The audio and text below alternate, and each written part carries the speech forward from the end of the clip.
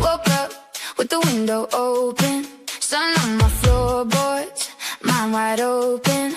I left the doubt by the door, or didn't need it anymore.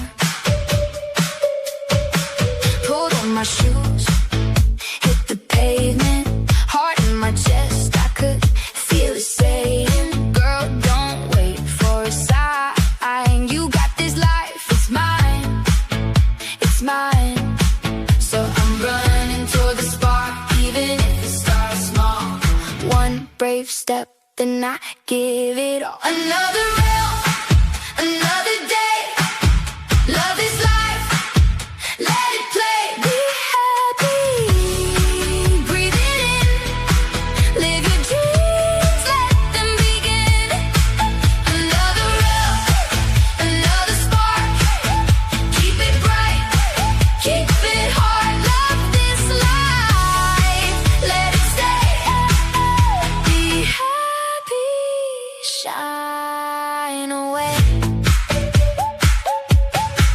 I called my friends from the corner store, said, come on down, there's room for more. We danced in the kitchen light, laughing loud on a Friday night.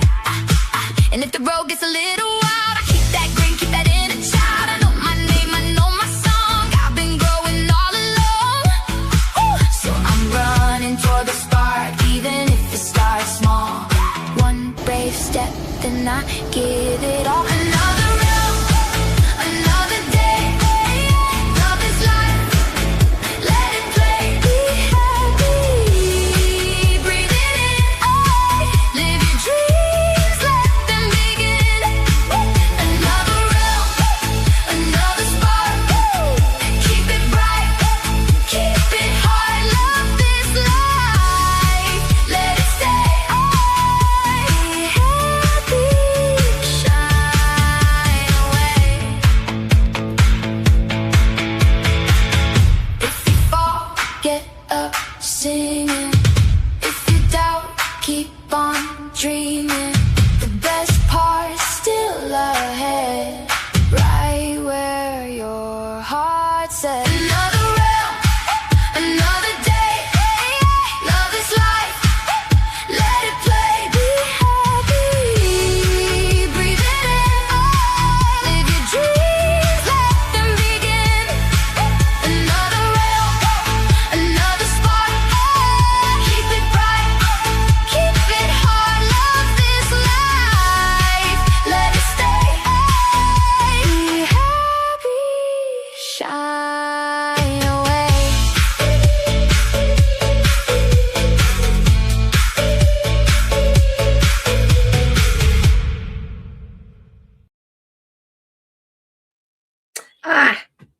Be happy. Another round, another start. Hi, everyone. How are you? All right.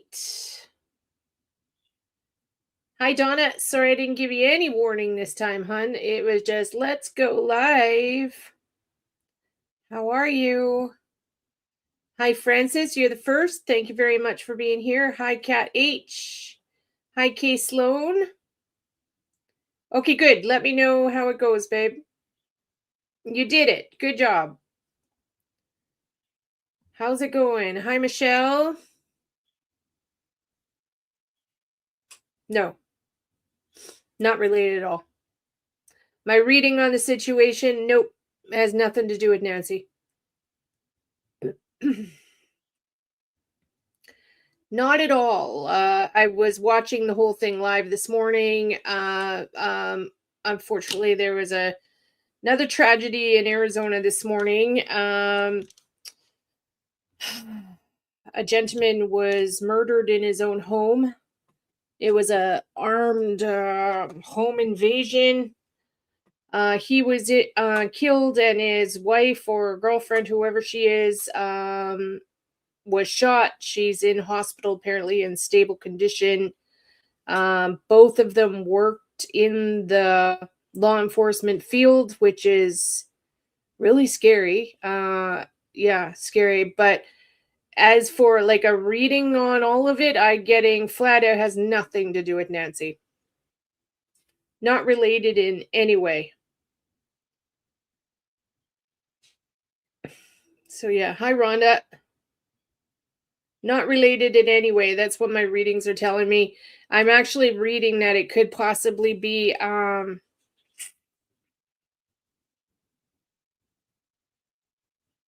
almost like a gang revenge thing due to the woman's job. I would honestly, I'm getting the woman is a corrections officer of some sort, and my readings are telling me it has something to do with her being in corrections,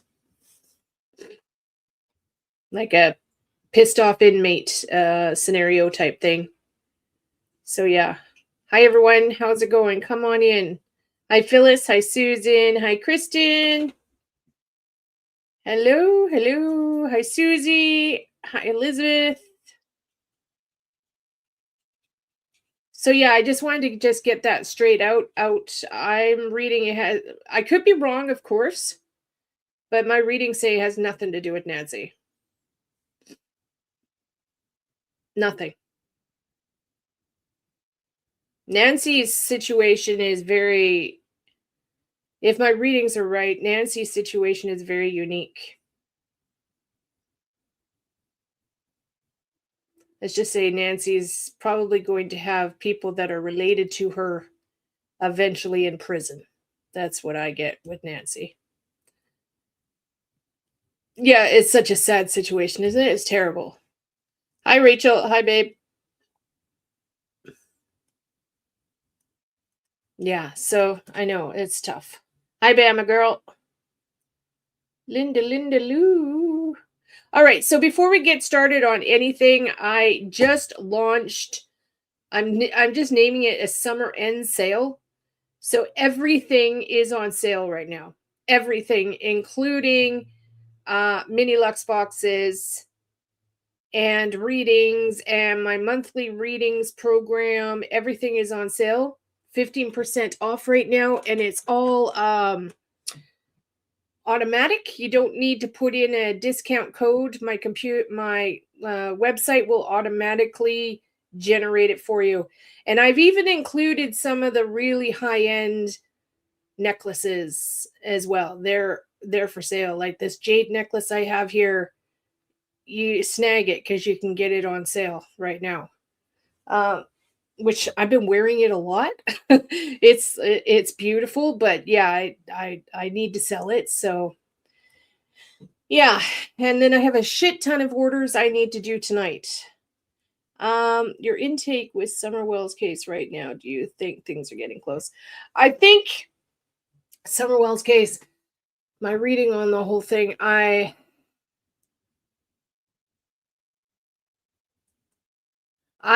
there's honestly, I don't see much progress in Summer's case at all. I don't, but I do see that this new sheriff that's in town is definitely going to get stuff done. I do see he's going to rattle some cages and get some stuff done. Yep. For some reason, Ronnie Lawson just kind of, I don't fucking know. Ronnie Lawson reminds me of Chris Nanos, honestly. I just see Lawson just sitting around doing nothing. So I do get that this new sheriff is going to make a hell of a difference on Summer's case.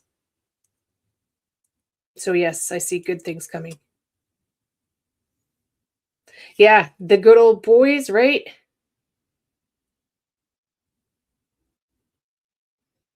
So yeah. So anyways, I'm in the middle of making candles. So I thought I'd pop on, and I'm making large candles right now. Large. They're 16 ounce. Large. And they're on the website now. I've already listed them. They are the black raspberry vanilla. They absolutely delicious. So I'm doing that right now as we speak.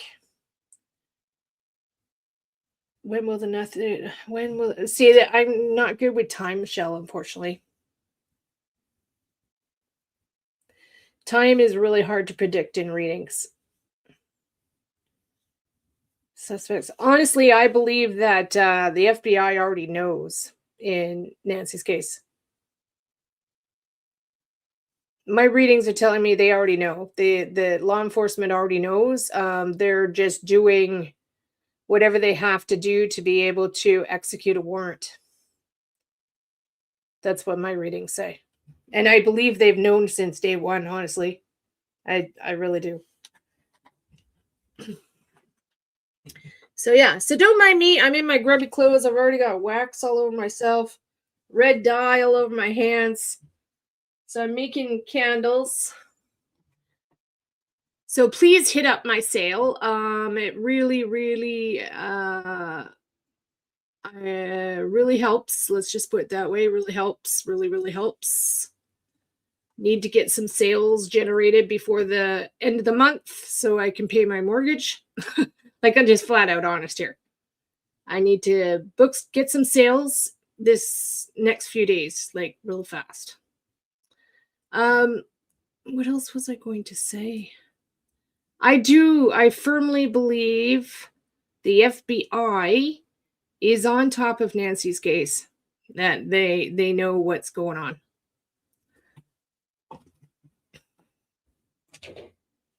They're just trying to figure out how to, I guess, to get their just cause, their smoking gun, basically, their just cause to jump into action and get things done. Oh, it smells so good in here, you guys. It smells like a raspberry jam factory in here. Yeah, raspberry jam factory. For sure. So I have a whole bunch of orders to go out tonight. So please put your orders through now.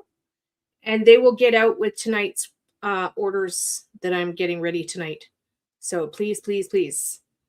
I really, really want to push candles this year. I make fantastic candles and I want you all to have them and enjoy them and have them in your homes and whatnot. Okay, so let's see. Almost there. 144 degrees. Almost there. And then I am making some new things, but I'm not sure if I'm going to start yet today. I'm going to be making wax. I don't even know what they're called. They're almost like scented wax car fresheners, I guess they would be. They look like little, well, I've got tons of molds. Let me see. Ouch, gosh, I just ran over my foot. Where are they?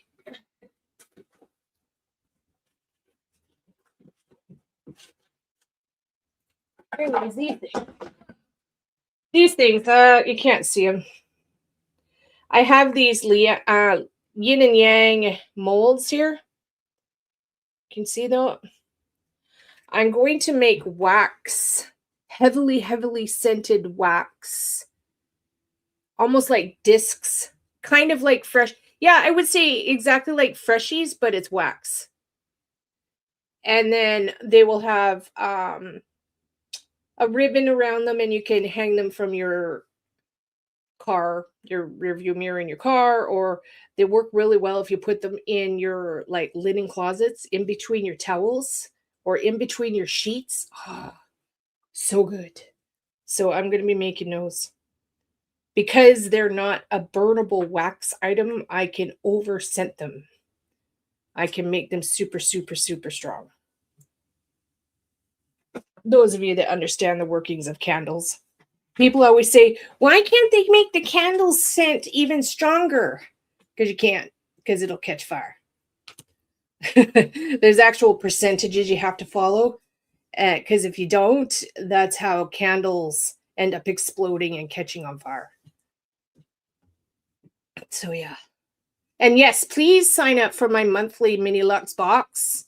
Mini Lux box, you get a box from me every month with my newest products. I'm constantly making new things. Every month I have new products coming out. And so every month you get a box delivered to your door with all my amazing goodies. And each box is actually a reading. That's how I've done it. I'll stand when I'm doing your boxes. Some of you have seen me do it. When I'm doing your boxes, I'll stand at my shelf and I read you. I'll be like, okay, Donna needs this, this, and this today. And I grab off the shelf what I am intuitively picking up for you. And it's fun. I love doing it. It's like Christmas every month. Linda P, thank you very much, honey. 25 months, girl. Thank you very, very much. And some of you, if I could do like anniversaries on here for how long you've been a Mini Lux subscriber too, I wish I could do that. That'd be great. Some of you, like Susie was my very first Mini Lux customer. Yeah, you were my very first, Susie. And I've been doing the Mini Lux boxes now for,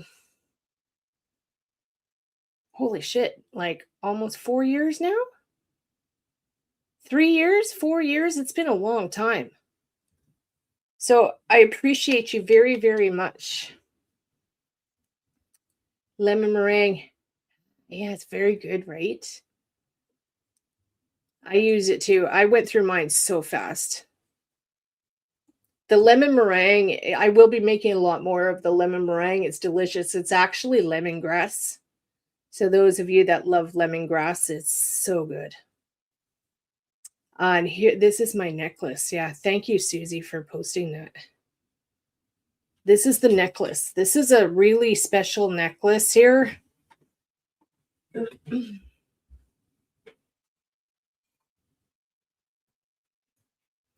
I wear this. I wear this all the time because I love it, but I need to sell it.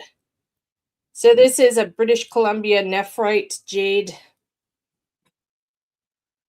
necklace. All the beads are British Columbia nephrite jade, and so is the pendant. It's absolutely gorgeous.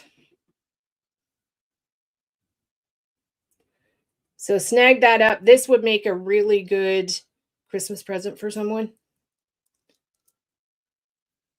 Or a special Christmas present for yourself. It's absolutely beautiful.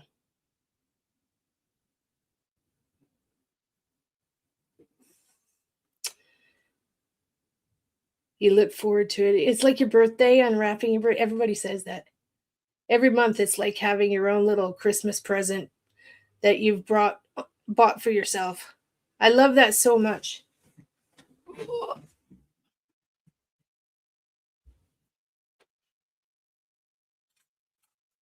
Okay, and then I have a ton of native necklaces too. A lot of native necklaces that are still up for sale right now as well. I shouldn't have them on sale, you guys. Please snag them up. They should not be on sale, but I am because I need to sell them.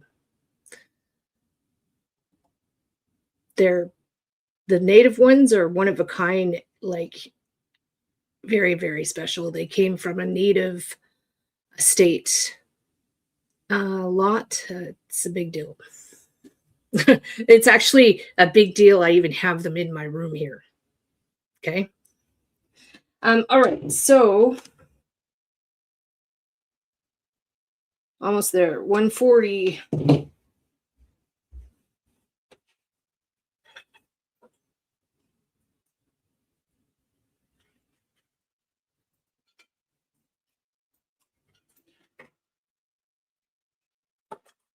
Okay. So these are the native necklaces. For those of you that love this type of stuff, I don't talk about this stuff very much. Let's just say somebody in my family owns a native art gallery. Western Canadian Native Art Gallery. And this is part of one of the pieces they had.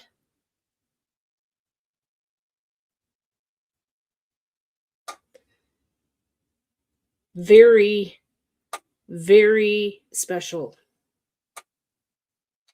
Okay. It's that one.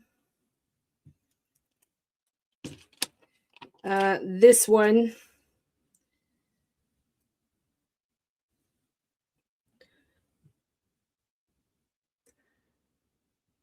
Like, the camera just doesn't do it justice. Very, again, very sacred stuff. Okay. And then this one is my fave. This one is amazing. This is Black Obsidian Arrowhead.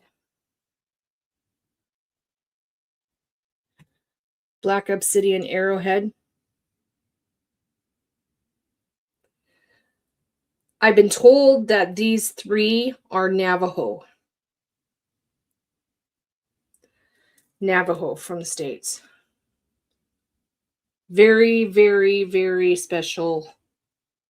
Like, straight from the reserve special. It was included in one of the art lots that my relative got. Like, honestly, for me to even have them is a big deal. So please, please grab them up.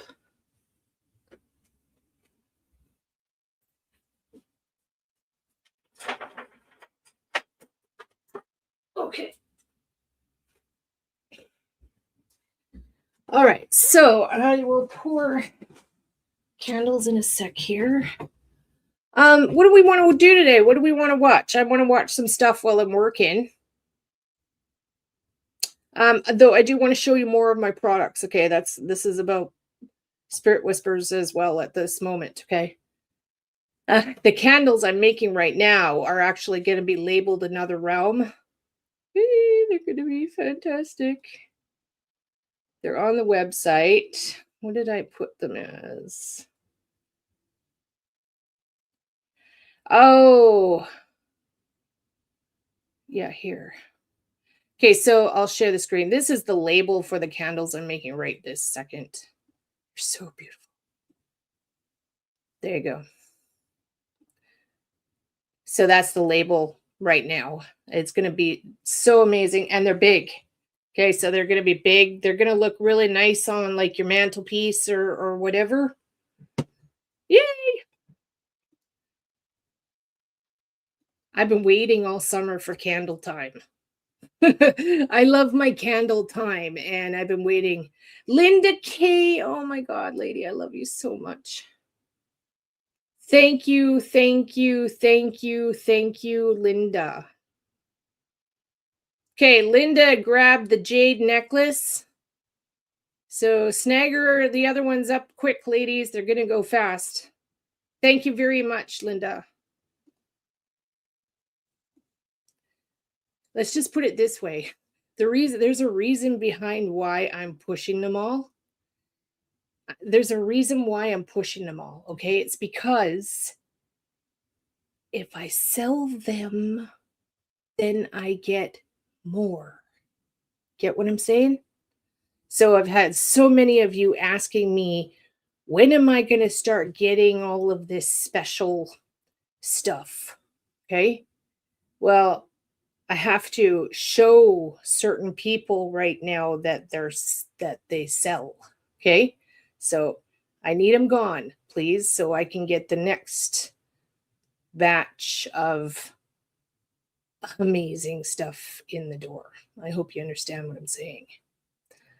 I can't really talk about it. Okay? I can't really talk about it. I wish I could. I can't. But let's just say it's going to turn out real well for you guys in the long run. Like, I have 300 pounds of jade sitting in my other room here.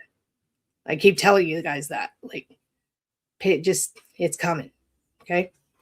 All right, so I need to pour. What am I going to watch? What are we going to watch? I've been watching all kinds of stuff this morning. Thank you, Righteous Monkey, for having a chat with me and listening. And Daniel's going to be going to look at a couple spots of mine. And luckily, I think he's doing what I've asked and he's not putting it on YouTube. So I appreciate that. I don't want it live. I don't want it filmed in case he finds something. So I'm very, very grateful to him for listening. Like, thank you so much. Okay, I see there's drama going down in Sebastian Rogers town. What else?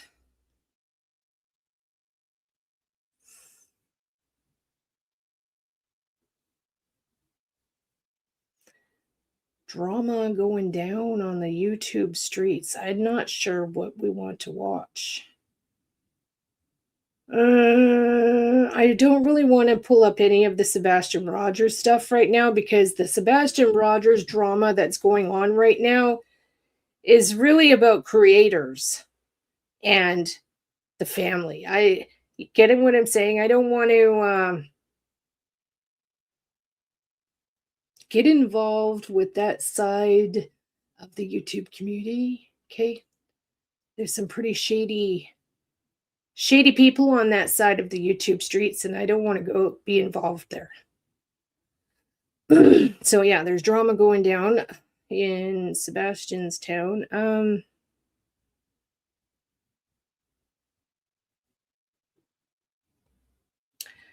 I have been watching Deception Detective quite a bit lately. He's been doing some really good stuff. Oh, see, everybody's covering Sebastian Rogers now. I don't want to go there. Trust me, I love it. I love Sebastian with all my heart. He's on my mind every single day, just like Summer is, but I don't want to get involved with this YouTube bullshit that happened with Sebastian's case on YouTube. Like, it just got absolutely ridiculous. These YouTubers attacking each other is just off the charts. It's just, I want nothing to do with it. Yeah, I want nothing to do with any of it. Let's look at Deception Detective and see what's going on. The live stream we did yesterday was really good regarding Nancy Guthrie.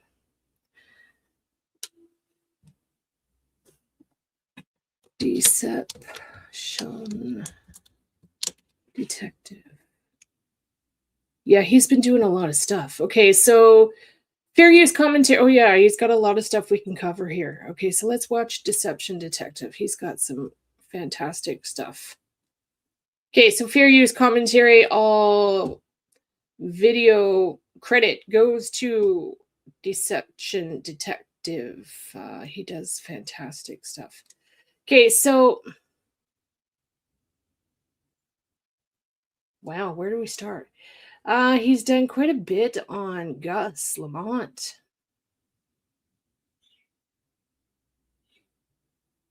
Okay, he's done something on Gus Lamont from 2 weeks ago. Let's take a look at this first. Happy 4-year-old child. When someone goes missing, especially I'm recording. Okay, you can hear this. Can you tell me anything more about him, his personality? The Lindsay Clancy trial, you know what? I've done readings on the whole thing. I firmly get it's serious mental health. I'm totally getting her doctors failed her, and she's got postpartum and some serious mental health problems. And what she did is inexcusable, but I am getting it is a mental health problem. Flat out. Her doctors failed her. That's why I've never really covered that trial, because it's I think I'm against what most people say. They think this was intentional homicides. I'm getting that she's got some serious mental problems. Okay. Gus Lamont's grandparents finally broke their silence, but it wasn't to ask for more help finding the tot or to plead with any kidnappers who might still have him, or even to complain about the investigation, which hasn't turned up a single clue in 10 months. No, Josie Murray only spoke out to protect the family, which sadly doesn't surprise me since I think they covered up his death. So in today's video, let's break down this new interview and I'll show you why. I'm Deception Detective, an attorney trained in statement analysis. This channel exposes lies and manipulation, so if that's your thing, hit subscribe. For early access to new videos, over 60 exclusive videos, and other cool perks, consider becoming a channel member. Link in description. I think Gus Lamont died from child neglect, which his family covered up. And even though I've already pointed out a Russian parade of red flags about them in earlier videos, Josie's statements in this interview, including this very first clip, are so incriminating, it boggles my mind that any of them are still walking free. So whether you've been following this case with me since day one, or this is your very first time hearing about little Australian tot Gus Lamont, stick with me. We'll get right into it and we'll break it down as we go. I agree fully. On recording? Can you tell me anything more about him, his personality? He was fairly quiet. He would get upset occasionally, like all kids. That's normal. He loved being on the swing out the side of the house there. He loved his push bike, pushing that around and just letting it roll down the hill with him seated on it. Happy, almost, perhaps not more than you'd expect, but he was happy most of the time. And again, he was just a normal, happy 4-year-old child. When someone goes missing, especially a child, their loved ones often refer to them in the present tense for years or even decades after they're gone, until they're either found or until there's undeniable proof that they're dead. It's instinctive. So it is definitely The granny, whatever said he was mostly a happy child. Huh. concerning that Josie is already speaking about Gus in the past tense after just a few months and without any proof at all that he's dead. Now, does that mean Josie killed Gus or knows for a fact that he's dead? Of course not. I'm just saying it's worth noting because it is a red flag in statement analysis. It's one of the cards in my deception deck. But this red flag is nothing compared to some of the ones coming up later in this interview. So let's keep watching. And as we do, keep this in mind. Gus Lamont was 4 years old when he went missing. But he was happy most of the time. And again, he was just a normal, happy 4-year-old child. He loved sitting in the lounge, being read to or reading his own books. He used to have a pile of books there. He'd drag them all out on the floor and go through them and read whatever he could understand from them. I'm not sure it was more than the pictures, but yeah, he was a bookish kid, you'd almost call him as well. He was quite happy to go and play on his own a lot of the time. You'd often hear him down at the shed. He'd got a fixation on opening and closing the Hilux doors at one stage, and you'd hear this bang, bang, bang, bang. We just said, well, if that's what he wants to do, he can do it. He's not going to hurt anything terribly much, and it doesn't matter. It's a work vehicle, so what? Oh, let the 4-year-old play alone in the garage. He won't hurt the car. What about hurting himself?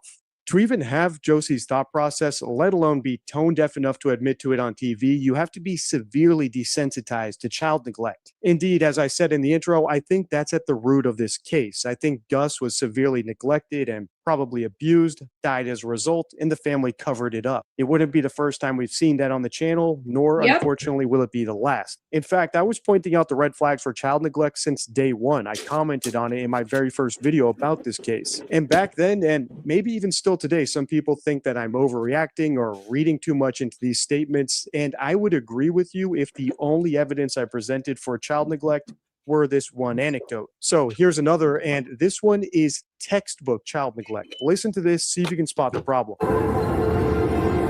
He often would go for a walk around the property, or around the homestead, but he would stick to the road. He wouldn't detour often. He'd never go very far, but he would certainly walk around the homestead to the far reaches of the house paddock, if you want to call it that. Wow. I've never bothered to check it, but it's probably 5 or 10 acres, and he would cover all that, and no problem. I used to see him down the cattle yards occasionally and places like that. Not a problem. I understand that he has wandered off before, as he does, but there was never any panic because they knew how well he knew the land. Shan had taken him down to the shearers' quarters while Jess and I were out mustering, and he had wandered off, and Shan couldn't find him when she was going to come home, so she came home and told us, Gus has gone for a walk somewhere. Jess and I thought, well, we better get on the motorbike and just go and find him. So we did that, and I was the one who found him, and he was probably 120 metres away from where he walked off from, and he was walking back straight to where, and I sung out to him, and he just looked over at me and just said, yeah, no problem, and just walking back to the shearers' quarters. Jess went over on the motorbike and picked him up, and he wasn't concerned, so he wasn't lost or anything. He'd just gone for a walk. The textbook sign of child neglect is a story just like that. Oh, my little toddler is so precocious, he can take care of himself. He's like a little adult. No, he can't, and no, he isn't. He's just adapting to survive. But that's enough about neglect. If I haven't convinced you yet that Gus was being neglected, which of course is correlated with child abuse and child mortality, then you're not actually alone. The Australian police don't seem to be concerned with it either. After all, the family is still walking free. But maybe I can convince you of something even more blatantly obvious, like the family's complete lack of concern for Gus. It took them 5 days to release his photo after reporting him missing. They only seem to have 3 or 4 photos of the little guy. And this entire interview was completely self-serving. We're a quarter of the way through it, and I haven't heard Josie ask anyone for help, show a photo of Gus, give out a tip line phone number, plead with any kidnappers, or do any of the 7 things that innocent parents of missing children instinctively do when they have the opportunity to go on TV. No, this entire interview, especially that last anecdote, seems to be designed to explain away Gus's disappearance rather than solve it. And worst of all, Josie's explanation seems to be blaming Gus for his own disappearance. Josie blamed Gus for getting lost in the past and, by extension, is insinuating that it's his fault that he's lost today. Josie is someone with a deep contempt for Gus and probably humanity as a whole, so I'm not surprised he's already being referred to in the past tense. And Josie slips up plenty more in this interview, so if you want a part 2, let me know by liking, commenting, and hyping. Until next time, stay true. That was good. That was good. Okay, let's see the next one. 4-year-old Gus Lamont rides his bike along a track near his Outback station home. His parents released the video yesterday, along with a photo, as they issued a fresh plea for help to find their missing son. The plea comes almost 5 months after Gus disappeared from a remote family property near Yunta, 4 hours north of Adelaide. The plea comes almost 5 months after Gus disappeared from a remote family property. Yes, you heard that correctly. It took Gus Lamont's parents almost 5 months to issue a plea for help to find their missing son. And the plea itself only makes them look even more guilty. So in today's video, let's break it down. I'm Deception Detective, an attorney trained in statement analysis. This channel exposes lies and manipulation. So if that's your thing, hit subscribe. For early access to new videos, over 60 exclusive videos, and other cool perks, consider becoming a channel member. Link in description. I assume everyone watching is... Do I see any arrests in Gus' case? I do. Yeah. I do see justice, and I do see that they're going to find him. Yeah. I do. Though I'm also getting the same vibe as the Wells here, that like the authorities aren't really doing much. Like there's no panic happening.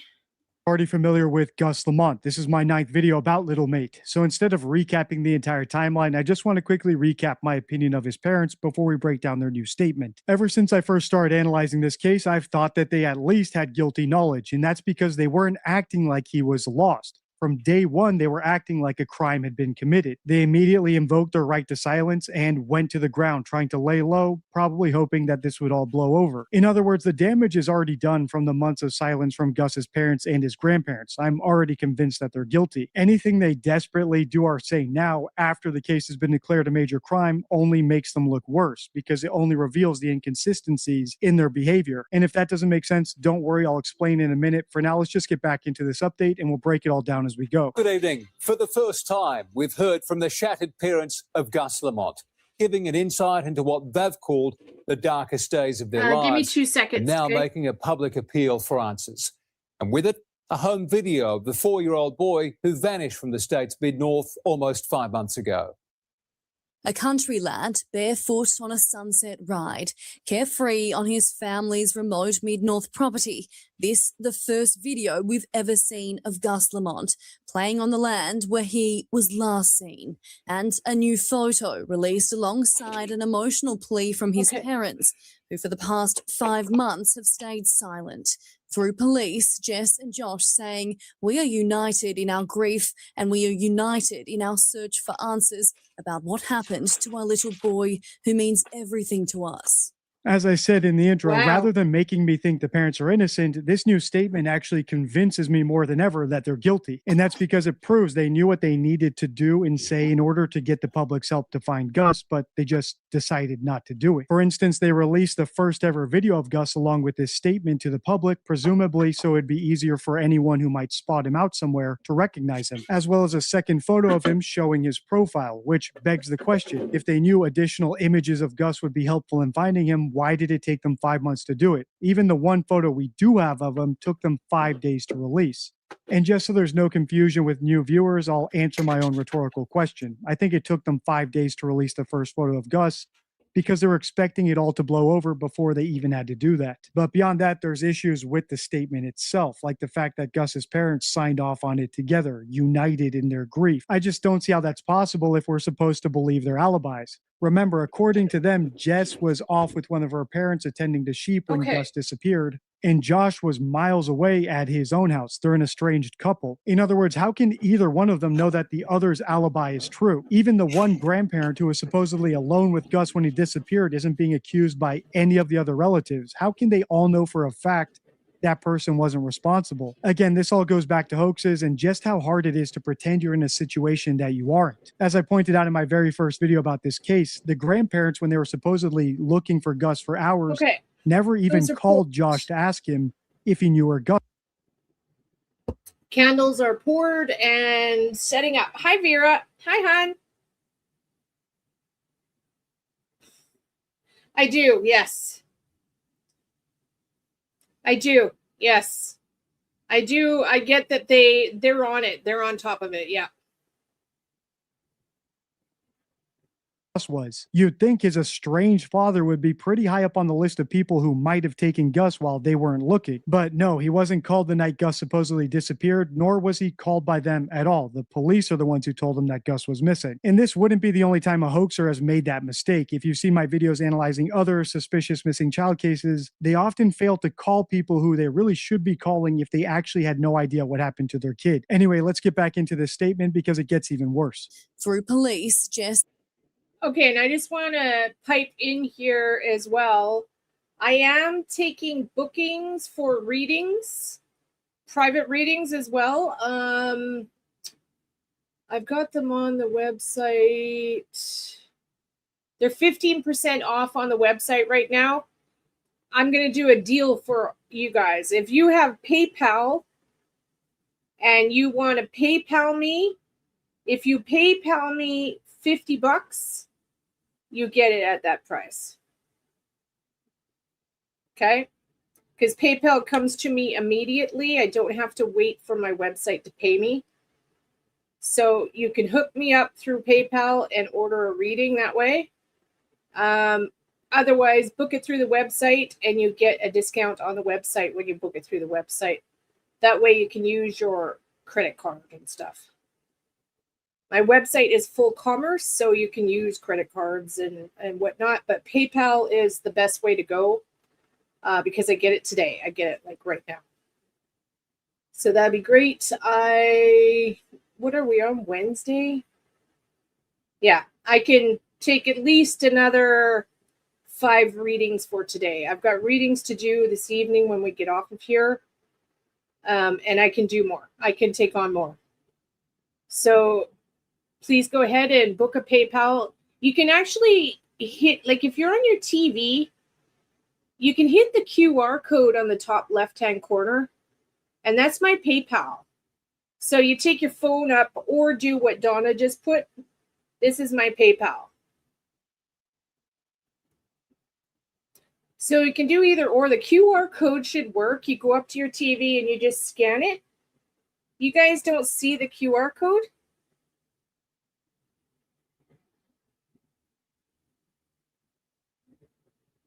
You don't see the QR code on the left-hand side of my screen?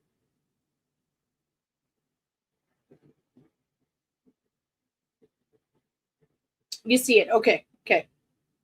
It should work if you go and scan it on your TV. Okay, you got it. Okay, perfect. So yeah, I'm taking private readings. Bring them on. PayPal is my top choice, please. Otherwise, if you need to use your credit card, then you can book it through my website.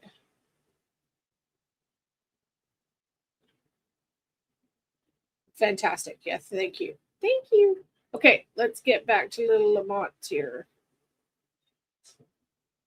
And Josh saying, we are united in our grief and we are united in our search for answers about what happened to our little boy who means everything to us. A search for answers and a plea for help. Gus's mum and dad saying our lives have been shattered and every moment without him is unbearable. We know someone out there may have information. We are pleading with that person or anyone who may have seen or heard anything to please come forward to give us the answers we so desperately need. This comes a week after a renewed police presence at Oak Park Station.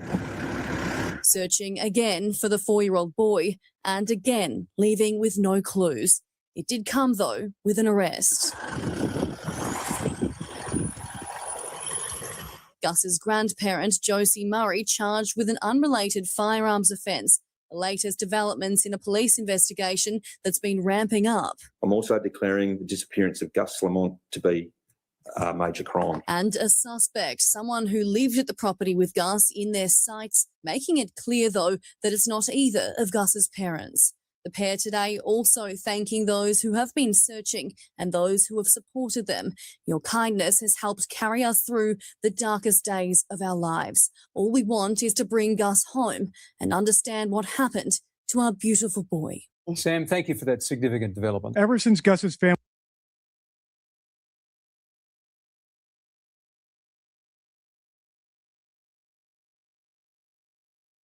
mute. These crimes against children, they need to fucking stop. Like,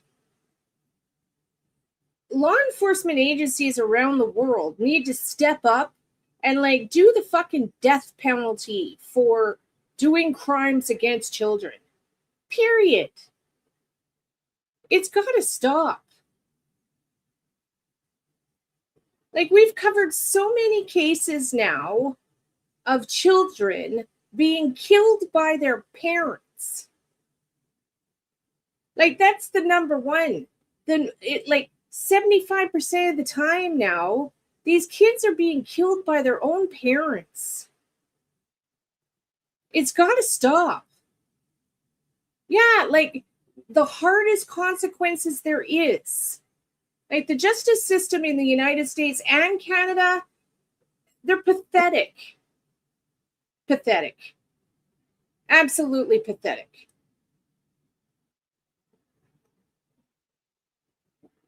Like, pathetic.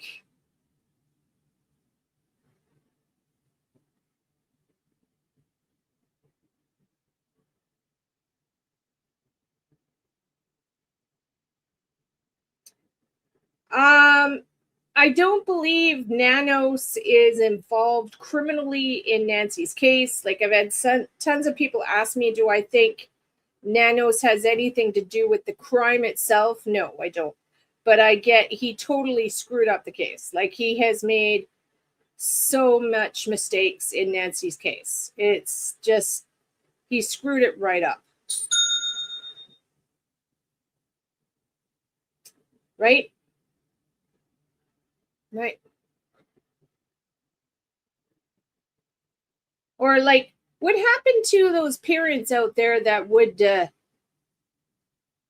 you know, we all know what happened in the old days where, like, if a dad catches somebody hurting their child, well, a lot of the time that dad would kill that person.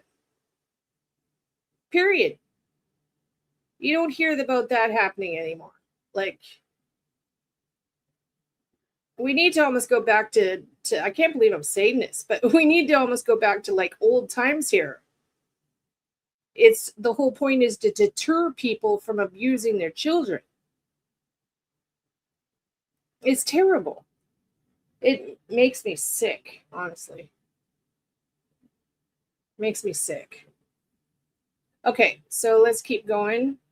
Family first reported him missing all the way back in 2025. The Australian media has excused their silence as just outback stoicism. They've got a stiff upper lip and they never break down, even if their kid goes missing. Well, even if I thought those people had a point, this statement disproves it. These are very emotional people, but they're only emotional when they're in trouble. While Gus was hopelessly lost in the Australian outback, his family was content to sit back and stay quiet. Police recently declared the case a major crime rather than just a simple missing persons case. Now everyone from the parents to the grandparents are releasing heartfelt statements about how innocent they are and how desperate they are and how much help they need. As you may have already figured out, I think it's all just very cynical. I think they're all guilty, and now that the heat has been turned up and things didn't blow over the way they hoped it would, they're going into damage control mode. The grandparents lawyered up as soon as it was declared a major crime. The parents have also lawyered up. The problem is, like I said right at the beginning, no matter what they say now or do now to repair it, they can't fix the damage of what happened early on in the case. They stayed silent when in reality they should have been looking and asking for help to find their missing kid. When the public called them out for their silence, none of them seemed to care because, well, the public can't enforce any penalties on them. It has to be proven beyond a reasonable doubt in the court of law. But now that those cogs are finally starting to turn in the criminal justice system over in Australia, they're starting to panic. And I'll be here for it. So if you want me to continue analyzing this case, let me know by liking, commenting, and sharing. Check the end card for my Gus Lamont playlist if you want to.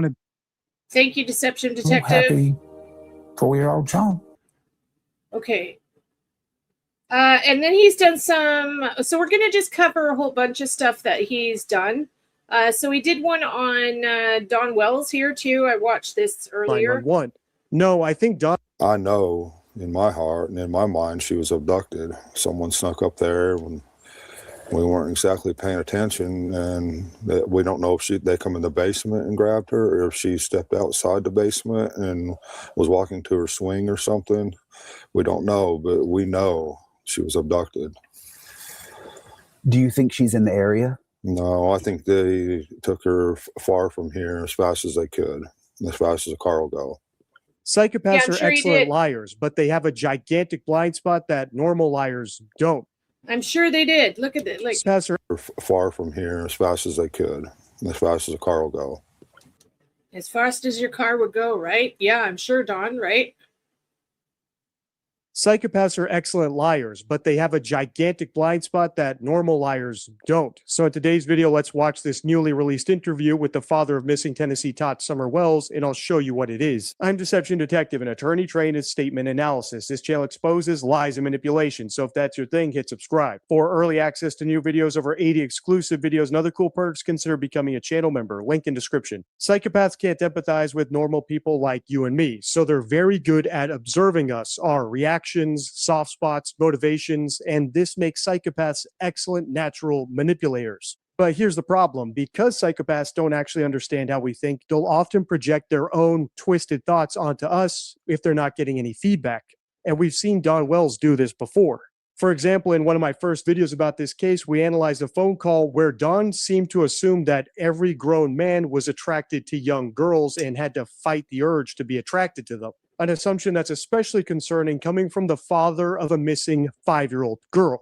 And that's just one example. I could go on and on. But now that you know what sort of projection to look for, let's get into this new interview. And before we do, I knew a man like this once. That's all I need to say. I knew a man like him once.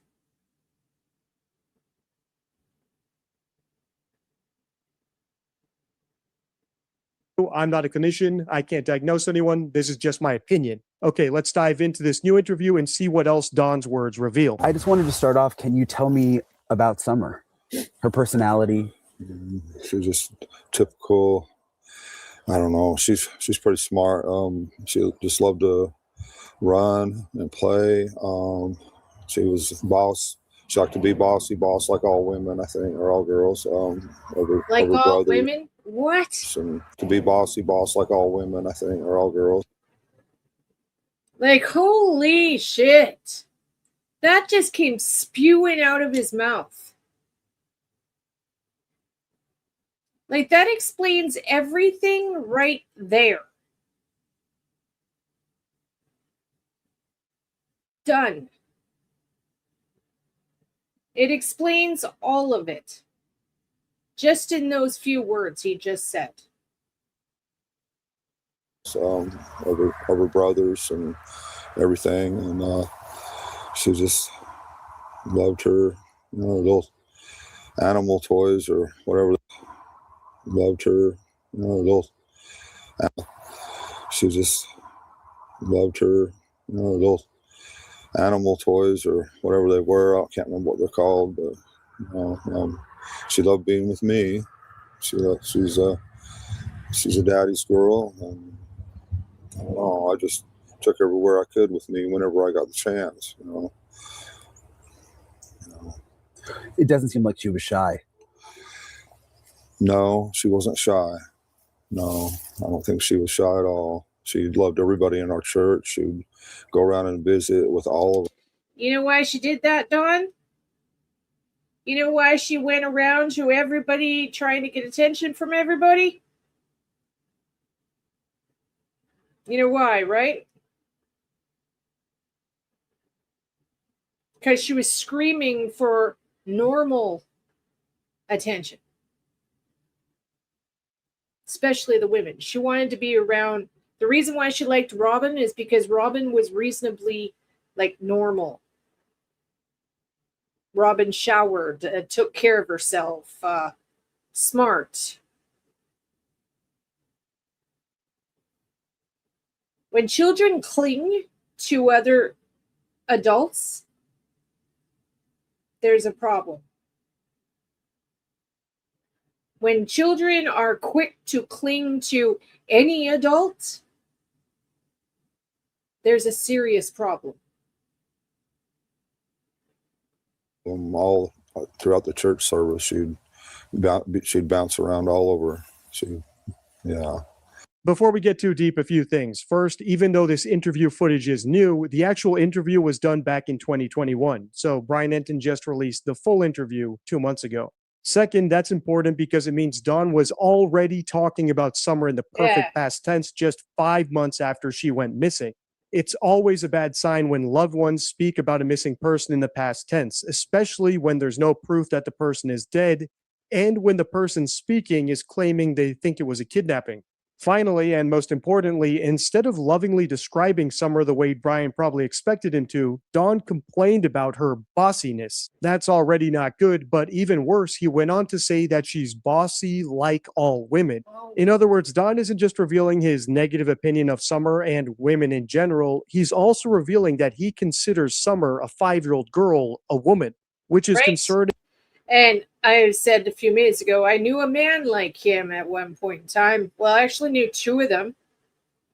And both of these men were fucking pedophiles, and I didn't know it at the time. And both of these men treated all the young girls around them in their families and lives and all around them like they were teenage girls or young women.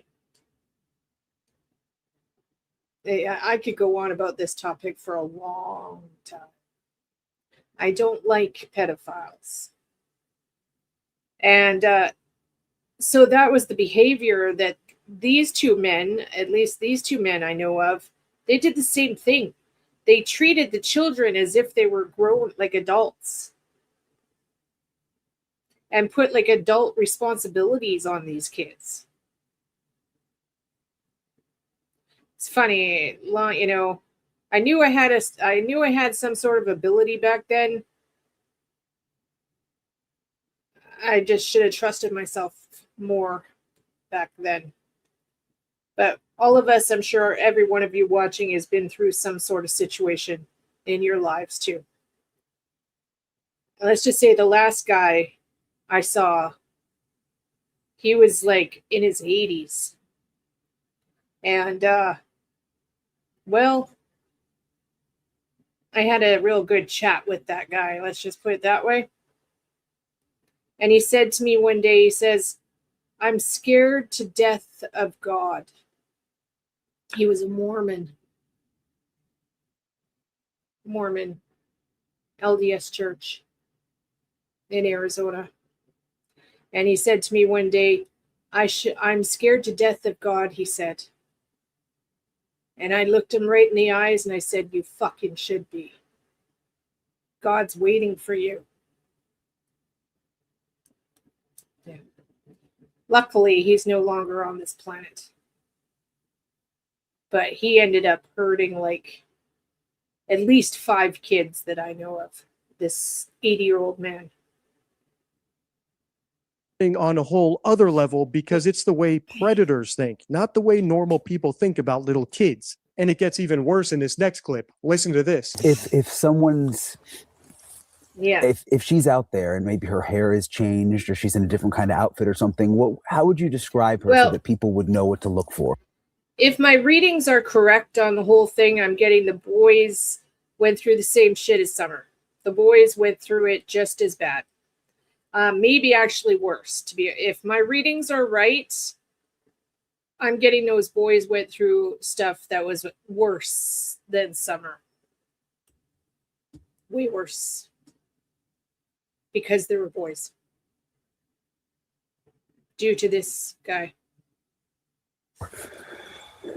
I don't know.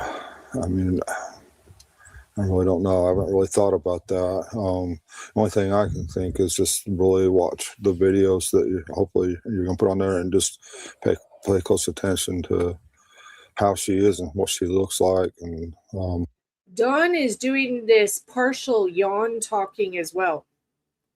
How many of you that have been covering all these cases have noticed these suspects who yawn in their mid-conversation? The first person I ever noticed do it was, I'm not saying Hunter's a suspect, okay, but Hunter was the first one I noticed do it. When Chris McDonough was interviewing Hunter, Hunter was yawning over and over and over in mid-sentence. And that was showing it was due to stress, right? He was under like serious stress. And then I've noticed since then, other people involved in the Summer Wells case, they do the same thing. They yawn in mid-sentence. Pay attention to it. just hope and pray she comes home or she's safe. Maybe someone can pick up on the mannerisms in the video or something. Right, you know? that's what I'm hoping. Today is 5 months. Wow. Today is the 5 month. I didn't know that. Yeah, June 15th. I have a few things to point out here. First, Don doesn't know how long Summer has been missing, nor has he thought about what she might look like now. To me, that says that he already knows she'll never be found. But I've already pointed out all the signs that the kidnapping story is a hoax in earlier videos, so I won't rehash it here. I will link my playlist down below so you can binge watch it later. Second, and more disturbing, is Don's projection. I don't think he was talking about ways a vigilant Good Samaritan might spot Summer and call 911. No, I think Don was actually implying that Summer, again, a 5-year-old, was flirtatious and suffered a tragedy because of that. And I know it's a sick thought, especially since it's coming from her own father, never mind the fact that it would be victim blaming a 5-year-old for potentially being kidnapped or sold off. But it's not the first time Don has said something like that, not even close. Often, whenever he speculates about where Summer might be now, in interviews that aren't as polished and mainstream as this, he talks about her being exploited by grown men. Again, I've broken many of those down already, and they are disturbing, so watch at your own discretion. For now, let's continue with this interview because an IMAX-sized bit of projection is coming up. See if you can spot it. What has it been like? Well, it's been horrific. We went to YouTube right away, tried to get help, and that turned into a living nightmare. We have the psychics coming out here. They were saying they're this close to knowing where she's at, you know. And well, I have to say that was Juanita that went there and she harassed them the first couple of days. She fucked it right up for any other psychics out there.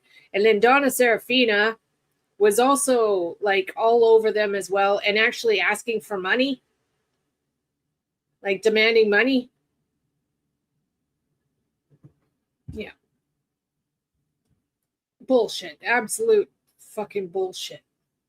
I would never, ever, ever, ever ask a dime from a family that has a missing person. Never. We need more money to stay, and it's just been a constant fight and battle. Of course, the stories generated on YouTube and stuff, you know, some people believe that stuff, and they come out here. We've had guys come out here with guns and all kind of stuff. Had law enforcement out here many times, over and over. And that stuff still is going around YouTube, not as bad as it was, thanks to Dr. Phil. So that's helped us a lot. And yeah, Dr. Phil was very clear that he doesn't. Yeah, thanks to him, the behavior panel, they allowed us to meet with them, and that helped us a lot. So, yeah, thanks to professionals like that, that's been good. And now hopefully we can focus on trying to find Summer. What do you think happened? What does your heart tell you? Well, I know in my heart and in my mind she was abducted. Someone snuck up there when we weren't exactly paying attention, and we don't know if they come in the basement and grabbed her, or if she stepped outside the basement and was walking to her swing. Okay, so this is interesting here. So Don's always said that he wasn't home, right? Well, Oh, in my heart and in my mind, she was abducted. Someone snuck up there when we weren't exactly paying attention, and someone snuck up there when we weren't exactly paying attention. Okay, so you were home. Is that what you're saying, Don? You were actually home? We weren't exactly paying attention, and we don't know if they come in the basement and grabbed her, or if she stepped outside the basement and was walking to her swing or something. We don't know, but we know she was abducted. Do you think she's in the area? No, I think they took her far from here as fast as they could, as fast as the car will go. And you grew. Yep. That was you.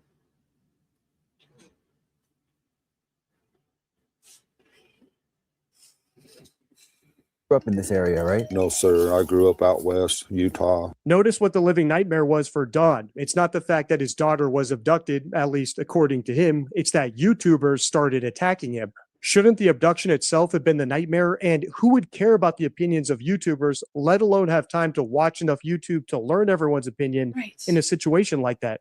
This is something I've never seen with any of the confirmed innocent parents we've analyzed on the channel. They just don't care what the public thinks because they know they're telling the truth. Nor do they care what plot holes people like me are pointing out in their stories, again, because they know they're telling the truth. Whereas liars and hoaxers care very deeply about the plot holes that people like me point out because they know they need to go cure those plot holes in their story in order to keep them plausible. Of course, that doesn't work because it just creates a contradiction between. You could be correct there, Flower. You could be correct. Okay. Different versions of their story, meaning that one of them has to be a lie. But as I say time and time again, psychopaths are often low IQ. And Don Wells here is a textbook example, in my opinion. So there are plenty more slip-ups to come in this interview. Make sure to hit subscribe so you don't miss part 2, and check the end screen for one of my most disturbing. Okay. Let's see what else. He's got lots of playlists here. I've never looked at his playlists.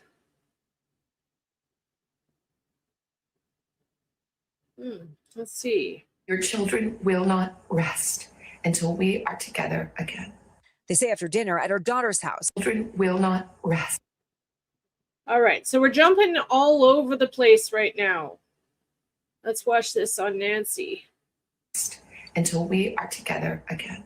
They say after dinner at her daughter's house Saturday night, Nancy was brought home by a family member at 9:48 p.m. At 9:50, her garage door closed. Then at 1:47 a.m., the doorbell camera disconnected. At 2:12, software detected movement on a camera.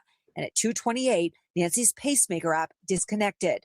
The sheriff tells me they haven't been able to access any home surveillance video, and they currently have no suspect or person of interest. That's the latest update in the disappearance of Nancy Guthrie, but don't let the complete absence of evidence discourage you. I actually think that is the evidence. So in today's video, let's watch it together and break it down. I'm Deception Detective, an attorney trained in statement analysis. This channel exposes lies and manipulation, so if that's your thing, hit subscribe. For early access to new videos, over 60 exclusive videos, and other cool perks, consider becoming a channel member. Link in description. If you're not familiar with this case, don't worry, it's still developing. This is my first video about it, and this update will actually bring you up to speed. So let's just start watching and we'll break it down as we go. Tonight, authorities revealing several new and potentially critical details about the abduction of Nancy Guthrie. Right now, we believe Nancy is still out there. The update from the sheriff and FBI coming just hours after that emotional video Savannah posted with her siblings pleading for her mother's safe return. Everyone is looking for you, Mommy, everywhere. We will not rest. Your children will not rest until we are together again. Full disclosure before we continue watching, even though this is my first video about this case, it's not my first take. When Savannah Guthrie first posted that ransom video, I commented on X that she sounded sincere. And it wasn't because of her trembling voice or any of the other sort of stuff that we ignore on this channel. It was strictly because of her words. Specifically, everything she said lined up with my missing person presser checklist. And just in case you're new here or don't know what that is, don't worry, I'll recap it in a moment and show you how we used it to debunk a hoax kidnapping not too long ago. But first, let's get the rest of these bizarre new case facts. Again. For the first time, the sheriff's department outlining a rough timeline for Nancy's disappearance. They say after dinner at her daughter's house Saturday night, Nancy was brought home by a family member. In the Wells case, I think they did, Vera, yes. And I want to take 2 seconds to show you my products. This is the newest stuff that I made. This is all up on the website right now. We are in like strawberry raspberry time right now. Like the candles I just made are raspberry vanilla. So your house is going to smell like fantastic, and so are you. So I got black raspberry vanilla cream, then black raspberry vanilla body spray to match. And then those of you that have already bought the black raspberry vanilla hair mist, that's actually why my hair is looking so nice. I use it every day, which I think it's actually sold out. Let me look here. Black raspberry vanilla hair mist. Yeah.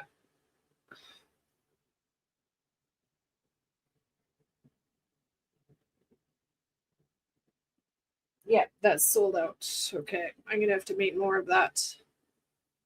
So the hair mist is sold out. But then I also have my Calm Balm. So many of you, this was like one of my number one early products. This is my Calm Balm cream. It's good for your hands or whatever you want it to be. And this is that anti-anxiety concoction I make. I've done everything in it. I've done body sprays in it. I've done roller balls. This is the cream. And it literally helps anxiety. So if you have high anxiety and you're having panic attacks, you put this on your hands and on your wrists. And I swear by it. I swear by it. I've been using this since I was about 20, 22, somewhere around there. It's gotten me from some very, very, very hard times. So it's up on the website, fresh batch made. And then also a fresh batch of my Forever Young Anti-Aging Face Cream. This is a vitamin C, vitamin E. What do I put in here? Vitamin C, vitamin E, rosehip oil, shea butter face cream for anti-aging.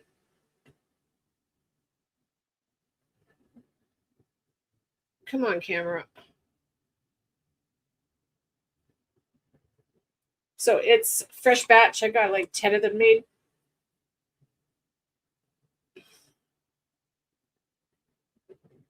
Okay. Vitamin C, if you don't know, vitamin C is fantastic for your face. And rosehip oil is amazing for your face. And then this is almost sold out. I've got 3 left of each. I made a coconut milk. This is lavender coconut milk bath soak. It's magnesium salts and Epsom salts and chamomile.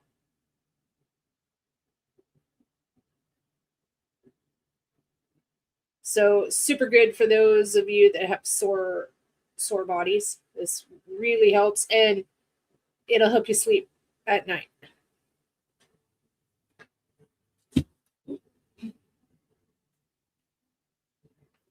And then this one is the same, but it's eucalyptus mint. This is also really good if you've got headaches. If you suffer from migraines and headaches and stuff, this really helps. And it will help clean out your sinuses, your breathing. Eucalyptus is fantastic for your breathing.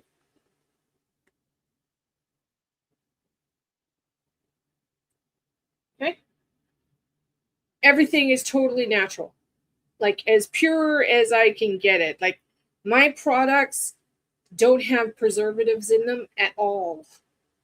Like I don't think I've ever put preservatives in anything I make.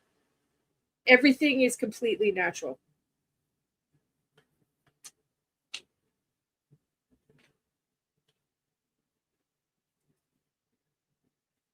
That's a big thing up here in British Columbia.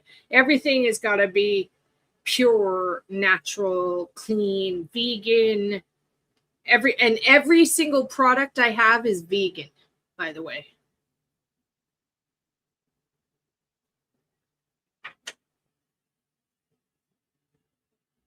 Just in case anybody wants to know, everything I have is vegan.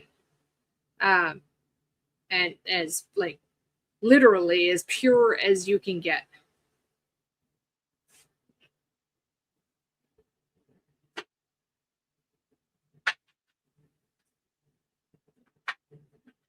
Okay. And I still have some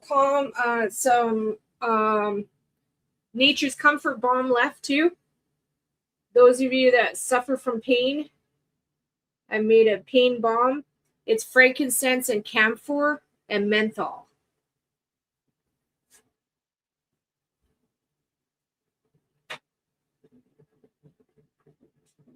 And then I only have 2 of these left. I need to make more of these. Sage home spray. So if you don't want to burn sage, like if you're in an apartment and you can't burn sage and stuff, then I've made a spray. A spray to cleanse your home, okay?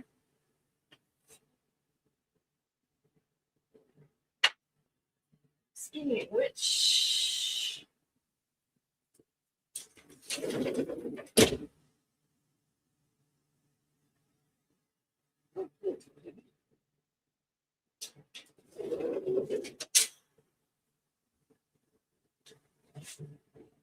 there you go.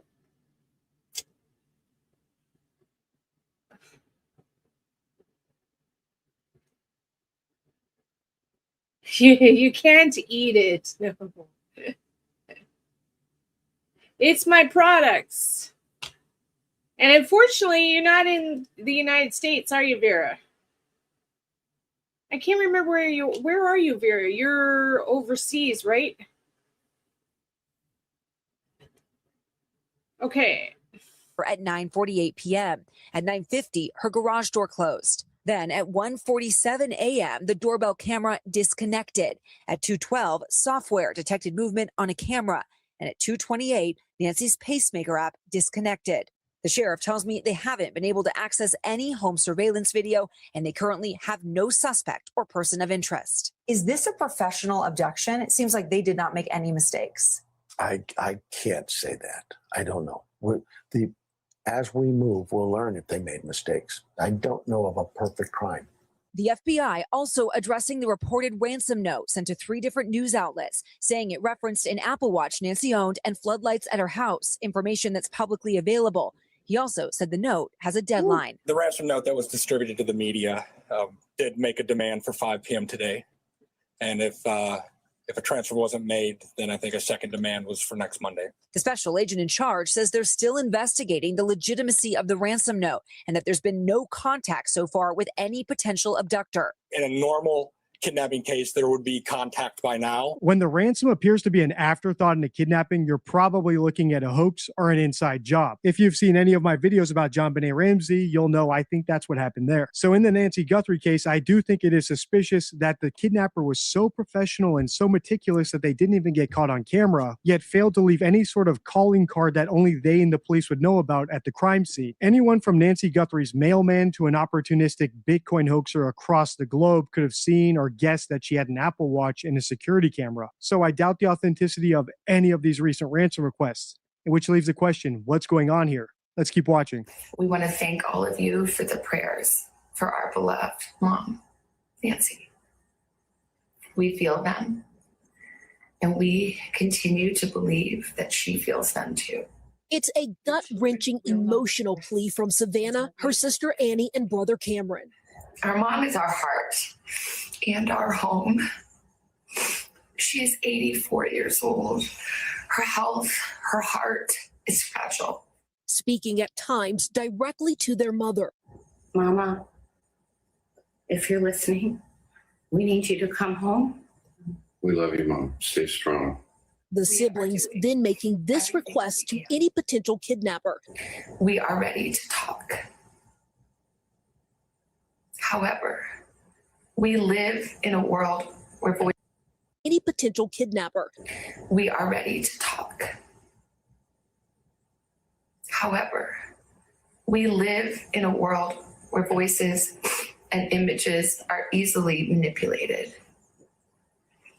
We need to know, without a doubt, that she is alive and that you have her. We want to hear from you. NBC News law enforcement analyst Jim Kavanaugh says the family is trying to humanize Nancy and open the door for communication. The goal is to start a communication to get Nancy released. There's been a couple of one-way ransom demands that they can't tell if they're valid or not. Anyone who has Nancy, he says, is at a crossroads right now. The abductors have 2 options: communicate and try to achieve the goals of their crime, or release Nancy. Take her to a church, take her to a business, drop her off. So Nancy can be right back where she belongs. So that's the update, and I agree with that expert that the goal of any kidnapper is to collect a ransom, and I agree with the authorities that all the ransom requests they've received so far are not authentic, which makes the 2 most likely scenarios either an inside job or a hoax. And I'm not talking about any of the other family members when I say this, but I don't think Savannah Guthrie is involved because of what she said in that ransom message. As I said, she met all the criteria of my missing person presser checklist, which we've used in many of the cases we've analyzed on the channel, mostly missing child cases, like the Emmanuel Haro case, where we called the parents as being involved before the police did. And that's because innocent people tend to do 7 things when one of their family members goes missing. First of all, they talk about the missing person in present tense because they don't know whether they're alive or dead. Second, they're cooperative. So if the police or media ask them questions, they answer fully and candidly, like Savannah Guthrie is doing. Whereas guilty parties typically choose their words more carefully and are usually more vague and reticent. Third, innocent parties are inconclusive about what happened if there's no evidence to suggest one scenario over another. In this case, there appears to be some evidence that Nancy was kidnapped, even if the police haven't shown it to the public. So I don't blame Savannah Guthrie and her relatives for treating it as a kidnapping. Which brings me to the 4th item on the checklist. If a kidnapping is also on the table, I would expect the family members to look into the camera and beg any kidnappers or anyone who might have seen something to come forward. And if the missing person is old enough to watch the TV themselves or browse the internet, I would expect them to address that person directly too. Obviously, this case isn't as clean cut as the Emmanuel Haro case, and of course there's opportunists and scammers muddying the waters trying to claim some of the money. But if I had to bet right now, I'd say that someone close to the family might be involved. It might be a hoax, but I doubt Savannah Guthrie herself is involved. Even if she didn't write that script herself and probably had an expert help her do it, she still read the words and asked for that help. This case is still developing. I'm going to stay on top of it, so make sure to hit subscribe if you don't want to miss my next installment. Very good. Okay, let's see what else does he have. Your children will not rest.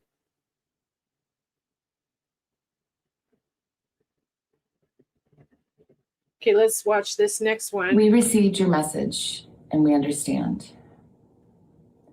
We beg you now to return our mother to us so that we can celebrate with her. This is the only way we will have peace. This is very valuable to us. Vera, you know what the difference is? You know what it is, hon? I'm happy. Those of you that don't know, Vera here has been a subscriber and been with my channel for probably 10 years now. Vera has seen me at my worst. And I look good right now. It's because I'm happy. It makes such a difference. Us, and we will pay.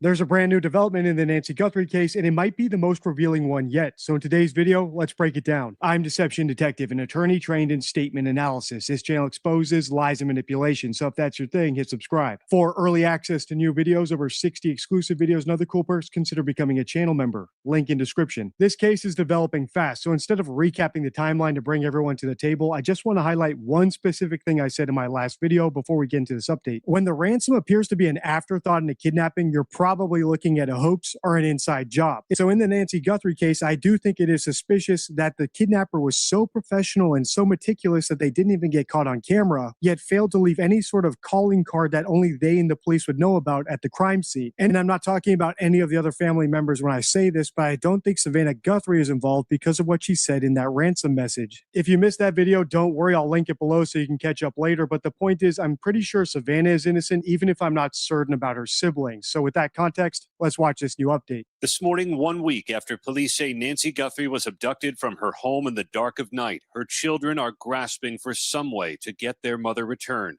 Savannah and her siblings clutching hands in that Instagram post that begs, bring her home. We received your message and we understand. We beg you now to return our mother to us so that we can celebrate with her. This is the only way we will have peace. This is very valuable to us, and we will pay. Law enforcement sources told ABC News the message is the same one received Friday by a Tucson television station. The FBI and Pima County Sheriff's Department said they had been analyzing it, but the sources said they have not determined its authenticity.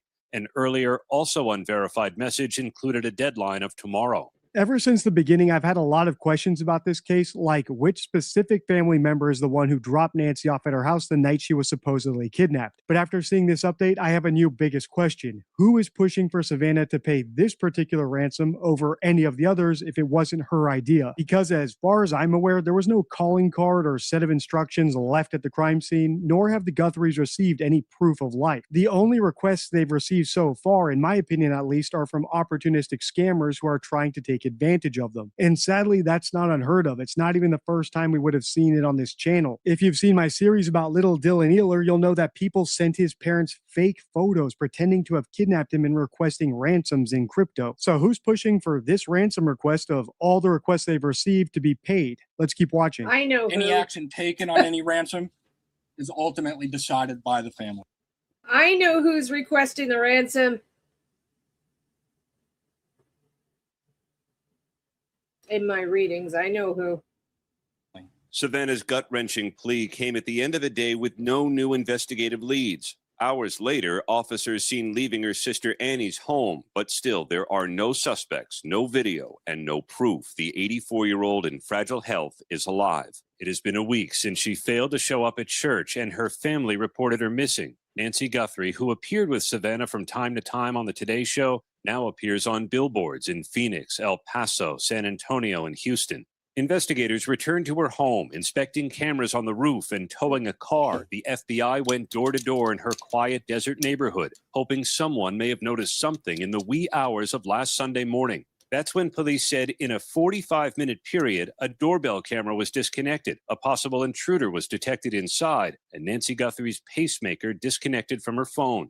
A kidnapper so thorough that they knew to disconnect Nancy's pacemaker from her iPhone app, yet so sloppy that they forgot to leave instructions on how to get paid. It's possible, but I doubt it. As I said in my last video, the far simpler explanation is that we're dealing with an insider, someone who knows Nancy intimately, her medical devices, her cameras, but doesn't know the first thing about collecting a ransom. Or maybe they just don't care about the ransom at all. Maybe they stand to gain some other way, like through an inheritance, or it's just a diversion to cover up some other crime like murder or manslaughter. On that note, listen closely to this next bit because this is my favorite professional opinion on this case as long as you read between the lines. I'll explain next. Now let's bring in ABC News contributor and former FBI agent Brad Garrett. Brad, thank you for being with us this morning.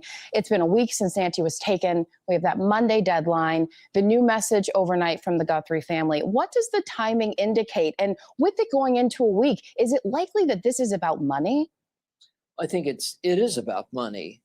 And I also think that the release of the short message by the Guthrie family was very strategic. My guess is they had hostage negotiators working with them as far as wording, using like celebrate instead of surrender, or taking away from it like she's being held, which obviously she is if she's alive, hopefully. But it also tells the bad guys that we are serious about this, and maybe most importantly for the bad guys, that we're going to pay. And so we'll see. I think it sort of ratchets up what may happen on Monday one way or the other. And as Aaron reported, Brad, we saw that this was a really pointed message there. Savannah Guthrie addressed the suspected kidnapper or kidnappers directly in that social media video. So what does that tell you? Well, that tells you that, first of all, that the bad guys need direct connection to Savannah, because presumably she is the one that would ultimately come up with the money if they decide to pay. To return our mother. And Brad, you mentioned the possible vehicle of interest that could have been investigated. Where could the investigation be going from here? So I will tell you that vehicle spots and even people spots, many of them don't amount to much. Maybe this will. I think they're really just banking on that a car showed up during the time frame that Aaron talked about, and that is it related? Is it not related? My guess is they would have resolved that car one way or the other by now. I don't want to put words in his mouth, but I like his opinion because I think that car one way or the other.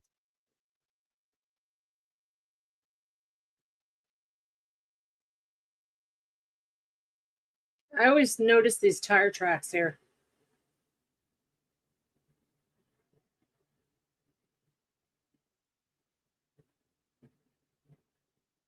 These tire tracks have I'm in the way.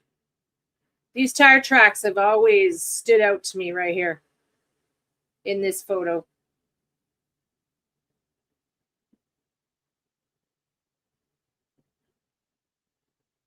By now. I don't want to put words in his mouth, but I like his opinion because I think he's implying carefully that this was an inside job. After all, he said if this is about money, Savannah Guthrie is the mark, and obviously that makes sense. Whether it's a stranger kidnapping or an inside job, she's probably the only person in that family who could actually afford to pay a real ransom amount. I also like how he dismissed that mystery car that was seen at a Circle K. I haven't followed that thread at all because I think it's irrelevant. After all, if this was an inside job like I think it is, the perpetrator's car was likely caught on camera, whether it was a Ring doorbell or a flock camera, you name it, but it was just ignored because the police weren't treating this as an inside job, at least until now. As we just saw in this update, investigators are searching Annie Guthrie, the sister's home. And if the posts on X are to be believed, this isn't just a simple walkthrough. They're using luminol. That's what you use when you're looking for blood. Now that the investigation has turned inward into the family in the inner circle, I think we're about to get a major break in this case within the next few hours. So make sure to hit subscribe so you don't miss that video when it drops, and be sure to check out my... There you go. That was really good. That was really good. Okay, so I think I'm going to actually wrap this up. I am going to show some products because I got a lot of work to do. Excuse me. Where am I here?